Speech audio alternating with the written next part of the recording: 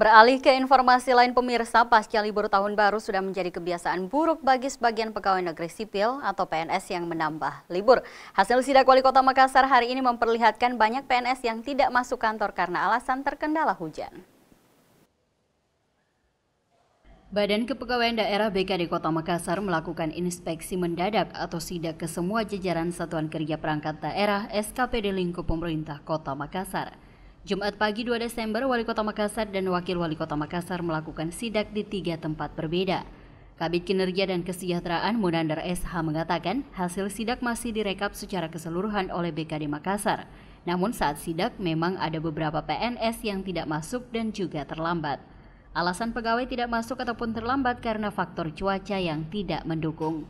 Sanksi yang diberikan kepada pegawai yang tidak masuk untuk hari ini belum ditetapkan, namun akan menjadi penilaian tersendiri oleh Wali Kota dan juga Wakil Wali Kota Makassar. Jadi ada beberapa PNS yang tidak masuk itu rata-rata diakibatkan karena memang faktor cuaca ya, karena sekarang kan cuaca agak ekstrim sedikit.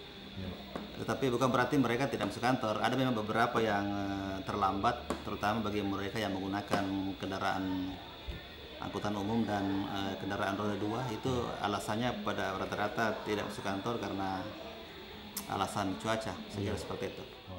Terkait absensi pegawai lingkup pemerintah Kota Makassar, Badan Kepegawaian Daerah Makassar mulai melakukan pendataan penamaan wajah untuk penerapan scan wajah bagi absensi seluruh pegawai lingkup pemerintah Kota Makassar.